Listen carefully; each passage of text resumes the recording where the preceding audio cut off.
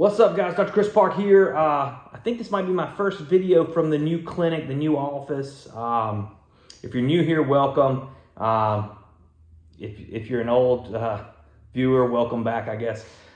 Today I'm going to go through some comments and maybe discuss some, some problems that people have been having or different situations. So the first comment I got from one of the videos, somebody said I tapered for 6 months down to 0.5 milligrams and jumped off. I was in hell for 6 months and had to go back on. I still had crazy withdrawals after 6 months. So, this 6 months of withdrawal, that's going to be your post-acute withdrawal syndrome, or PAWS, as people call it. A lot of folks will have maybe some low-level, what you might think of as withdrawal, but usually it's more like severe fatigue and depression. I'm not sure exactly what this comment or the symptoms they had, but I'm going to say this. I don't know where they started from. So just from looking at the comment, they tapered for 6 months. That may have been too quickly. I don't know how high of a dose they were on before that. And then jumping off at 0.5 milligrams, I typically do not recommend that. I like to get very low. If you can't get lower than 0.5 milligrams, I usually try to get folks to spread out their dose, like going from every 24 hours to every 26 hours, and then maybe in a month every 28 hours, and then maybe in a month every 32 hours, every 36 hours, etc. Until they're taking like a 0.5 milligram every 3 days, all right? If they can't do that, then I like to try to use the Butrans patch, which at a high dose of the patch, it is somewhat equivalent to a 0.5 milligram dose, so then you can use the patch to taper further. So that's another option, okay, for folks on super low doses and trying to stop. But yeah, post-acute withdrawal is severe. It's bad. It can be rough. And so there are other medications, though, that, you can sometimes take that's not, habit forming or whatever, to try to fill in those gaps that you could then maybe just take for a few months and get off of too. So those are some different options. Just depends on your medical history and everything. So I had another comment on one of the Kratom videos. It said, in my experience, the only time I've had physical withdrawals from Kratom was when I was having to take almost 2 ounces a day or more. So you got to abuse it. They say abuse TF out of it in order to even be able to hold that much down without vomiting. I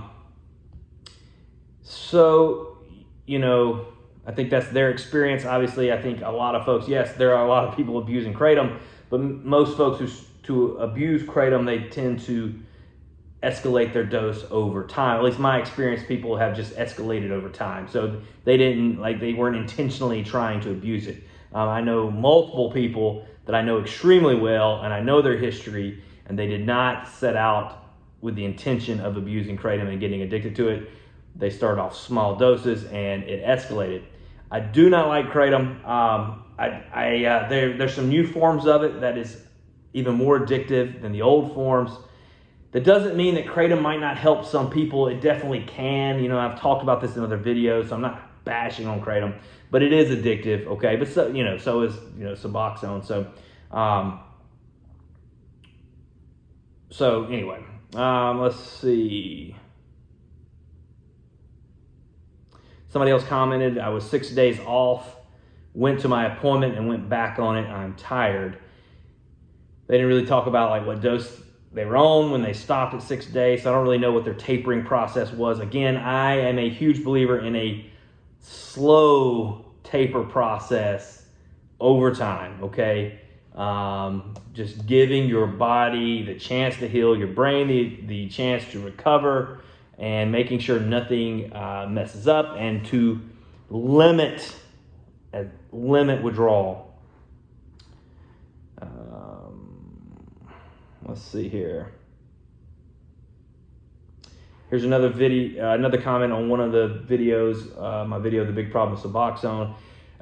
This person said, I've been on it for 20 years now and don't plan on coming off. It was easy to die years ago when I was still getting high, but now with the fentanyl out, it's pretty much a guarantee that your next relapse will be your last, meaning you will die, and I will not take that chance just to say I came off subs. I think that's a very great comment, good point. Many people don't need to taper, okay? Many people don't need to even be thinking about that right now. They need to be focusing on staying clean. Fentanyl is a big problem. And if you're at a risk for relapse, it's better to take medication. It just is. So I had a guy today that I was just basically, we were really trying to figure out how to keep him on medicine because he will come off meds and then he relapses, but he stops his medication so he can go and get high. And he's just, he's living on that edge. And we had a long conversation about it. We're considering other options. Of course, in his case, I would love like inpatient rehab, and I would consider either going over, if you could get him, clean for 90 days, like in a 90-day program or something like that, you could then do something like Vivitrol injections, a blocker, or you could even do Suboxone, to ensure that he's got medication in his system. But for his situation, his scenario, we needed to continue with Suboxone. So it's just a matter of trying to ensure compliance with the medication and we talked a lot about just putting his life a little bit more in order, and having some goals that aren't related to staying clean. And here's what I mean. Like, let's say you think, okay, I want to try to get healthy. I want to go to the gym. I'm going to start working out. That's good. But it's almost better if you have some type of goal in mind. Like I want to run 10 miles, or I want to run 5 miles in this amount of time, or I want to bench press this amount of weight, or I want to gain 15 pounds and I want to be able to deadlift 2 times my body weight or something. Having some type of goal so that you can then plan for that goal and reach it. And I like these types of things that are semi-related to health, but not so focused on your addiction. Because what it does, it's a psychological hack too, because you have to, as you start getting closer to that goal that is health related, you're not going to want to, and you're more motivated by that goal the longer you're after it. You're going to be less motivated to mess that up, with something else. Let me give you an example. Let's say you're a smoker